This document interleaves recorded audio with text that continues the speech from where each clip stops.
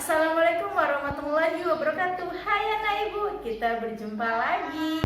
Oke, hari ini kita belajar tentang alat komunikasi elektronik. Ya, sekarang telepon atau handphone atau disebut dengan HP. Nah, kalau zaman dulu telepon itu seperti ini. Nih, ini telepon ya. Nah, sekarang ini disebut HP. Nah, oke. Telepon ini juga bisa menyampaikan informasi atau berkomunikasi ke orang lain. Nah, begitu juga dengan HP ini. HP bisa juga berkomunikasi kepada orang lain. Nah, contohnya seperti ini. Nah, di dalam HP ini, ketika kita mau menelpon seseorang, nah kita picit, ada di sini yang gambar telepon ini, gambar HP gini. Nah, terus kita picit, kemudian kita masukkan nomor tujuannya atau nomor orang yang kita ingin telepon. Nah, kita masukkan nomornya, kemudian kita telepon. Nah, kemudian bagi anak ibu tidak boleh main HP sebelum dapat izin dari orang tua. Dan kemudian ketika kita main HP lama-lama, nanti membuat mata kita menjadi rusak, tidak bagus. Oke? Nah, kegiatan kita hari ini kita bermain telepon-teleponan kepada temannya. Ambil sebuah bentuk segi 4. Nah, kemudian boleh dikasih nomor atau 1 sampai 10, kemudian abjad. Nah, kemudian kita picit nomor berapa yang ingin kita telepon temannya. Nah, kita picit, kemudian kita telepon. Sebelum nelpon ada tata cara menelpon, yaitu yang pertama kita mengucapkan salam, kemudian kita berbicaranya harus yang sopan, tidak boleh kasar-kasar ya. Nah, oke. Terima kasih. Assalamualaikum warahmatullahi wabarakatuh. Kisah Nabi Sulaiman alaihi salam. Sulaiman adalah putra dari Nabi Daud alaihi salam. Ia terkenal dengan sifatnya yang terpuji dan juga cerdas. Pernah suatu ketika, ada 2 orang wanita yang memperebutkan satu bayi. Mereka berdua menghadap kepada Nabi Daud untuk meminta keadilan. Nabi Daud memutuskan bahwa bayi itu milik wanita yang lebih tua. Keputusan ini membuat wanita yang lebih muda merasa kecewa. Ia pun meminta Sulaiman untuk memberikan saran. Supaya adil bagi kedua wanita itu, Sulaiman meminta bayi itu dibelah menjadi 2. Saran Sulaiman disambut dengan gembira oleh wanita yang lebih tua. Baginya, itu adalah keputusan yang adil. Sementara wanita yang lebih muda nangis tersenyum. Ia berkata, "Lebih baik aku kehilangan bayiku daripada ia dibelah menjadi 2." Sulaiman pun memutuskan bahwa bayi itu adalah anak dari wanita yang lebih muda. Karena seorang ibu tidak mungkin tega melihat anaknya disakiti.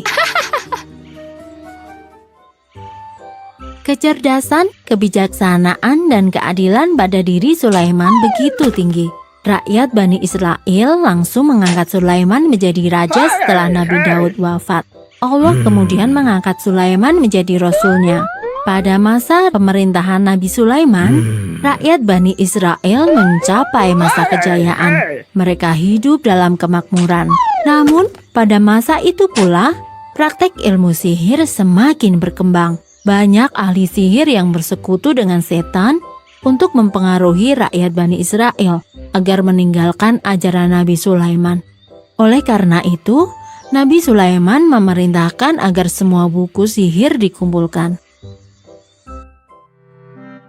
Semua buku sihir dikumpulkan dan dikubur di bawah istana. Nabi Sulaiman berdoa, memohon ampun atas dosa dan kesalahan rakyatnya. Nabi pun berpesan, siapapun yang mencoba mengambil catatan ini, niscaya dia akan hangus terbakar. Setelah itu, rakyat Bani Israel pun kembali ke ajaran yang benar. Suatu ketika, Allah Subhanahu wa Ta'ala memerintahkan kepada Nabi Sulaiman untuk membangun sebuah rumah suci atau Baitul Maqdis untuk menyembah dan memuliakan Allah. Pasukan Nabi Sulaiman bahu-membahu membangun Baitul Maqdis di kota Yerusalem. Setelah rumah suci selesai, Allah memerintahkan umatnya untuk berziarah dan berhaji ke Baitul Maqdis tersebut. Nabi Sulaiman pernah bernazar akan berkeliling dunia setelah Baitul Maqdis selesai dibangun. Maka berangkatlah Nabi Sulaiman beserta para pasukannya. Mereka akhirnya tiba di lembah Asgalan, sebuah lembah yang dihuni oleh kerajaan semut. Sang Raja Semut memerintahkan seluruh rakyatnya untuk bersembunyi karena pasukan Nabi Sulaiman sudah dekat. Dan saat tiba di lembah tersebut, Nabi Sulaiman memerintahkan agar pasukannya berhenti sejenak.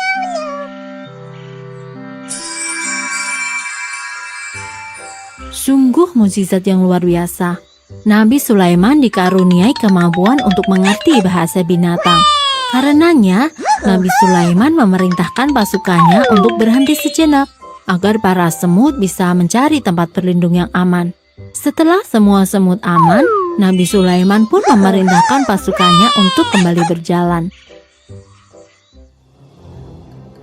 Beberapa waktu kemudian, sampailah rombongan Nabi Sulaiman di sana, sebuah padang pasir yang gersang dan tandus. Ketika sedang beristirahat, Nabi Sulaiman menerima laporan yang mengejutkan dari pasukannya, yaitu burung Hud. Burung Hud berkata bahwa di negeri Yaman ada kerajaan Sabah yang dipimpin oleh Ratu Balqis yang sangat cantik jelita. Seluruh kerajaan itu menyembah pada matahari. Nabi Sulaiman lantas mengutus burung Hud ke Sabah untuk menyampaikan surat. Dalam surat itu, Nabi Sulaiman meminta agar seluruh kerajaan Sabah berhenti menyembah matahari dan menyembah hanya kepada Allah saja. Rupanya kerajaan Sabah tidak mau menuruti perintah Nabi Sulaiman. Ratu Balqis mengutus pengawalnya untuk menemui Nabi Sulaiman sambil membawa hadiah. Jika Nabi Sulaiman menerima hadiah tersebut, pastilah ia hanya manusia biasa dan bukan utusan Tuhan. Kabar tentang rencana Ratu Balqis didengar oleh burung Hud. Segera saja burung Hud menemui Nabi Sulaiman. Mendengar berita tersebut, Nabi Sulaiman mengerahkan seluruh pasukannya, baik itu manusia, jin, ataupun binatang, untuk membangun sebuah istana yang megah. Istana itu selesai sebelum utusan Ratu Balqis tiba. Istana yang begitu megah menggambarkan kejayaan Bani Israel dan kemuliaan Raja Sulaiman sebagai Nabi Allah. Utusan Ratu Balqis merasa ciut. Kekayaan negeri Sabah bukanlah tandingan Raja Sulaiman. Munzir, utusan sang ratu, menyampaikan pesan bahwa kerajaan Sabah tidak akan tunduk pada Raja Sulaiman. Dan Tuhan mereka tetaplah matahari. Mendengar pesan itu, Nabi Sulaiman berkata, "Sungguh, kami akan mendatangi kalian dengan bala tentara yang kalian pasti tidak akan sanggup untuk melawannya." Ancaman Nabi Sulaiman tentang perang membuat Ratu Balqis cemas. Ia bersama para tetua kerajaan berdoa kepada matahari untuk meminta petunjuk. Namun, matahari tidak memberikan jawaban. Pada saat itulah Ratu Balqis sadar, matahari bukanlah Tuhan. Maka ia bersama rombongan kerajaan pergi menuju istana Sulaiman. Sebelum Ratu Balqis tiba, Raja Sulaiman memerintahkan kepada pasukannya untuk membawa singgasana atau kursi Ratu Balqis ke istananya. Jin Ifrit yang merasa hebat menyanggupinya. Namun ia gagal. Jarak istana Ratu Bilqis dan istana Raja Sulaiman sangatlah jauh. Hingga akhirnya ada seorang ahli kitab yang sanggup membawa kursi tersebut. Begitu tiba di istana Raja Sulaiman, Ratu Balqis terkejut melihat kursinya ada di situ dan lebih cepat daripada dirinya. Kemudian ia pun mengakui Raja Sulaiman sebagai nabi dan berjanji untuk bertaubat serta beriman kepada Allah Ta'ala. Nabi Sulaiman kemudian menikah dengan Ratu Balqis. Dan itu artinya kerajaan Bani Israel bersatu dengan kerajaan Sabah. Kekuatan ini menjadikan mereka semakin besar benar dan berjaya. Hidup dalam cahaya iman sesuai dengan ajaran Nabi Sulaiman. Oh. Kisah Nabi Sulaiman dan para semut ada di dalam Al-Quran. Ketika rombongan Nabi datang, semut berteriak, "Hai semut-semut, masuklah ke dalam sarang-sarangmu, agar kamu tidak diinjak oleh Sulaiman dan tentaranya, sedangkan mereka tidak menyadari." Surat An-Naml ayat 18. Nabi Sulaiman alaihissalam pun tersenyum dengan tertawa karena mendengar perkataan semut itu. Beliau berdoa, "Ya Tuhanku, berilah aku ilham untuk tetap mensyukuri nikmat-Mu yang telah Engkau anugerahkan kepadaku dan kepada dua orang ibu bapakku, dan untuk mengerjakan amal saleh yang Engkau ridhoi. Dan masukkanlah aku dengan rahmat-Mu ke dalam golongan hamba-hamba-Mu yang saleh." Quran Surat An-Naml ayat 19.